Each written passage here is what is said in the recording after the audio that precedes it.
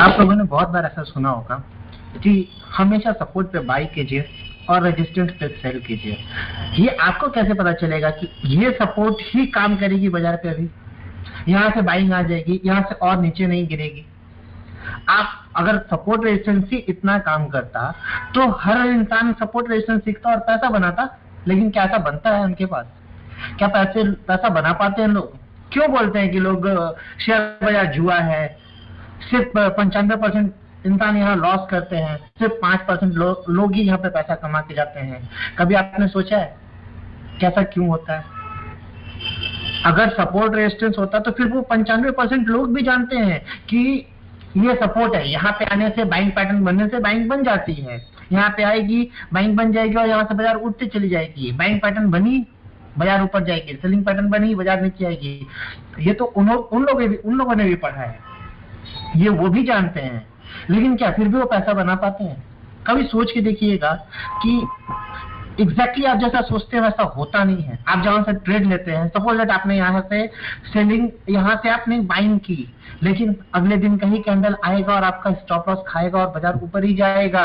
लेकिन आप जब तक ये समझोगे कि क्यों मेरा स्टॉप लॉस खाया, तब तक बहुत लेट हो चुका होता है। तब तक आपका स्टॉप लॉस ट्रिगर हो चुका रहता है ऑलरेडी, क्योंकि बाजार को भी मालूम है कि आप यहीं से बाई किए हो और आपका स्टॉप लॉस इतना ही दूर है। बाजार सिर्फ स्टॉप लॉस खाने आती है, वो ऊपर हो या नीचे हो। बाजार भले लॉन्ग टर्म में ऊपर की तरफ जाएगी, लेकिन हमेशा आपके स्टॉप लॉस खाते हुए जाएगी। वो चाहे आप बाइंग में लगाओ या सेलिंग में लगाओ, दोनों तरफ का स्टॉप लॉस बाजार हमेशा खाती है। हम आज तक यही सीखे हैं कि प्रीवियस डे का हाई लो सपोर्ट और रेजिस्टेंस का काम करता है। बात सही है। आप देखो इस कैंडल पे, देखो बाइंग बन रही है यहाँ पे, लेकिन प्रीवियस डे का ये एक इनसाइड कैंडल है, इसको आप इग्नोर करो। यहाँ ये कैंडल को, इस कैंडल का जो सपोर्ट है उसको इसने इस दिन कैंडल ने सपोर्ट को पूरा तोड़ा। यहाँ पर जितना भी एसएल रहा उसने करेक्ट किया। करेक्ट करने के बाद बाजार वापस से ऊपर जा रहा है। सब क्या कहते हैं कि जब बाजार इन्वर्टेड हैमर बन जाए तो बाजार वहां पे सेलिंग आ जाती है। लेकिन एग्जैक्टली यहाँ पे सेलिंग आई है क्या? आप देखो बाजार जस्ट नीचे आया इतना, वापस से बाजार चढ़ने लगा। इसका मतलब क्या है कि इस पोजीशन तक बहुत सारा स्टॉप लॉस लगा हुआ था। बहुत लोग यहाँ पैसा लगा के बैठे हुए थे और इनका स्टॉप लॉस यहाँ था। बाजार सिर्फ और सिर्फ स्टॉप लॉस कलेक्ट करने आती है, वो चाहे बाइंग में हो या सेलिंग में हो। बाजार एक बार जब स्टॉप लॉस कलेक्ट कर लेती है, फिर से वापस वो अपने निर्धारित दिशा में चलने लगती है। बाजार को अगर अप ट्रेंड में जाना है तो वो अप ट्रेंड ही जाएगी, लेकिन सारे स्टॉप लॉस खाते हुए जाएगी। हम ट्रेंड लाइन बनाते थे ना, ट्रेंड लाइन आप बना के देख लो। ट्रेंड लाइन में क्या कहते हैं हम कि ट्रेंड लाइन, जब ट्रेंड लाइन को तोड़ दिया तो, एक सेकेंड होल्ड करना।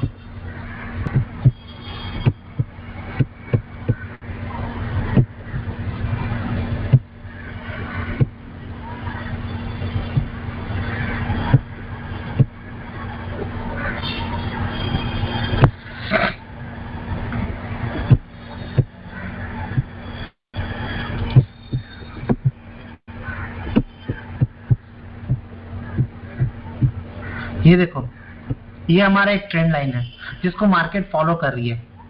एक बार टैप की, दूसरे बार आई और ये नीचे आई। क्यों आई? ये पोजीशन है जहां पे सारे पैसे लगे हुए हैं।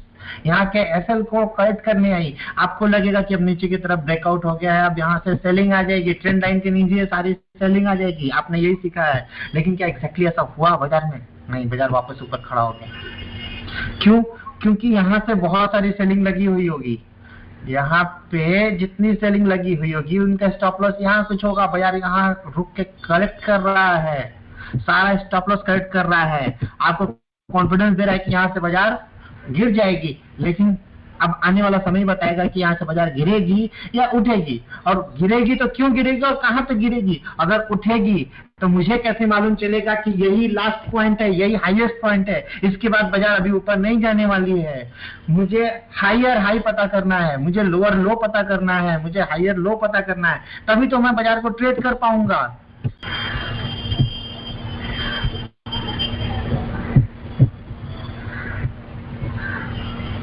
बाजार अगर बाइंग में है तो बाजार देखिए कुछ इस तरह ही चलती है ना, रुक रुक के ऊपर की तरफ जाएगी, फिर नीचे की तरफ आएगी और आपको लगेगा कि यहाँ सेलिंग आ चुकी है। ये पोजीशन देखने के बाद आपको सेलिंग लगेगा, लेकिन बाजार फिर कुछ इस तरह करके कुछ इस तरह करके कुछ इस तरह करके अचानक से एक लंबा रैली देके वापस बाजार नीचे की तरफ आने लगती है और आपको लगेगा कि बाजार कुछ इस तरह कंफ्यूज करके चलती है, कुछ इस तरह कंफ्यूज करती है। तो हमें कैसे मालूम चलेगा कि बाजार कंफ्यूज कर रही है, बाजार बाइंग में जा रही है, बाजार सेलिंग में जा रही है? ये कैसे हमें मालूम चलेगा? तो इससे पता है, हमें ये कैसे मालूम चलेगा कि बाजार बाइंग में है या सेलिंग में? बाजार देखिए यहाँ पे एक पुल बैक दिया, जैसे ही बाजार बाइंग में थी अचानक से पुल बैक दिया बाजार ने, फिर बाजार ऊपर की तरफ भाग गया, बाजार ने फिर पुल बैक दिया, बाजार फिर ऊपर भाग गया। यहाँ से साफ सेलिंग आई होगी बाजार में, जिसको बहुत बड़ा पुल बैक कहते हैं। आपको देख के क्या लगेगा, बाजार तो अब सेलिंग में जा चुकी है, अब सेलिंग की तरफ आप ट्रेड खोजोगे और जैसे ही आप सेलिंग की तरफ ट्रेड खोजोगे बाजार फिर से ऊपर की तरफ चलने लगेगी, फिर से बाजार फिर थोड़े से पुल बैक खा के नीचे आएगी, फिर बाजार ऊपर जाने की कोशिश करेगी और आप हर तरफ ट्रैप होगे। जब आपको लगे कि बाइंग आ रहा है तब बाजार में एक्चुअली होगी सेलिंग, और जब आपको लगे कि बाजार में अब सेलिंग आ चुका है तब होगा वहां पे बाइंग, और आप दोनों तरफ ट्रैप होते होगे। आपको यही अगर जानना है और सीखना है और समझना है, ठीक है, बस जुड़े रहो मेरे साथ, मैं आपको बताऊंगा एग्जैक्ट पोजीशंस बताऊंगा कि कहां से बाइंग आती है और कहां तक बाइंग जाती है, आपका प्रॉफिट कहां बुकिंग होगी, टारगेट कैसे लेना है, बड़े से बड़े टारगेट लेना है। स्टॉप लॉस तो इतना छोटा छोटा मैं आपको दूंगा ना, आपको फर्क ही नहीं पड़ेगा कि अगर स्टॉप लॉस 8 भी होता है तो कोई फर्क नहीं पड़ता, क्योंकि हमारा रिस्क रिवार्ड रेशियो ऐसा कुछ है कि अगर आपका 1 रुपए जाता है तो प्रॉफिट आए तो कम से कम 10 रुपए आए, नहीं तो 1 रुपए ले जाओ ना, कोई फर्क नहीं पड़ता, लेकिन जब आएगा तो 10 रुपए आएगा। अगर एक बार एक पहला ट्रेड आपको सक्सेस हो गया और 10 रुपए आ जाता है ना, तो आपको और भी 10 ट्रेड करने का कैपेसिटी बढ़ जाता है, क्योंकि आपको तो 1 ही रुपए जाने के, आप तो 10 रुपए आप कमा चुके हो, उसमें से अगर 1 रुपए भी जाएगा तो आपके पास 10 ट्रेड करने की जगह है, 5, 6, 7 ट्रेड भी आप सक्सेसफुल हो गया ना, तो आप सोचो कि आप पैसा कैसे बनता है बाजार में, बहुत आराम से। बस बाजार में एक ही चीज चाहिए कि आपको पेशेंस रखना है, आपको आपके लेवल्स का इंतजार करना है। ये लेवल्स आए तो ही मैं बाइंग में जाऊंगा, ये लेवल्स आएगा तो ही मैं बाइंग में जाऊंगा, फिर इस लेवल पे आएगा तो मैं बाइंग पे जाऊंगा, क्योंकि मेरा स्टॉप लॉस कहाँ होगा, जस्ट थोड़ा सा नीचे, और टारगेट कहाँ होगा, इतना लंबा लंबा टारगेट मिलेगा आपको। ये लंबा लंबा टारगेट मिलता है जब बाजार बाइंग में है, तो हम हमेशा बाइंग ही खोजेंगे। जब लॉन्गर टाइम फ्रेम में आपको बाइंग दिखता है तो बाजार बाइंग नहीं होता, हो सकता है कि छोटे टाइम फ्रेम में आपको सेलिंग दिख रहा हो, लेकिन मैं सेलिंग करके क्यों फंसने जाऊं बाजार में, मैं इंतजार करूंगा सही लेवल्स आने का। वो सही लेवल्स कैसे निकालते हैं, क्या करते हैं, कैसे आपको मालूम चलेगा कि इस जगह से ही बाइंग आने वाली है, इस जगह से बाजार यहाँ जाएगी। तो टारगेट देखो, आप ऐसे ऐसे टारगेट मिलते हैं। आप किसी पे भी ट्रेड करो ना, फॉरेक्स को ट्रेड करो, आप कमोडिटी मार्केट ट्रेड करो, आप स्टॉक्स ट्रेड करो, निफ्टी, बैंक निफ्टी, ऑप्शंस, जो आपको ट्रेड करना है करो ना, आप कोई फर्क नहीं पड़ता। बस आपको एग्जैक्ट लेवल्स मालूम होने चाहिए कि कहां से ट्रेड लेना, कहां पे ट्रेड को छोड़ना है। आप प्रॉपर नॉलेज लो, तभी आप बाजार में उतरो, तभी पैसे लगाओ। आप नॉलेज लिए बिना बाजार में उतर जाते हो, बाजार को कहते हैं कि आप बाजार तो जुआ है, जुआ नहीं है। अगर पूरे दुनिया में इससे बड़ा अगर बिजनेस शेयर बाजार से, स्टॉक से बड़ा बिजनेस कोई भी है तो आप मुझे बता दो, आप मुझे बताओ कि हाँ स्टॉक से बड़ा बिजनेस दुनिया में कोई भी है। सारे बिजनेस मिलके स्टॉक मार्केट बनता है और आप कहते हो कि यहाँ जुआ है। ये जुआ नहीं है, ये कैलकुलेटेड रिस्क लेना पड़ता है, कैलकुलेटेड प्रॉफिट्स बुक करने पड़ते हैं।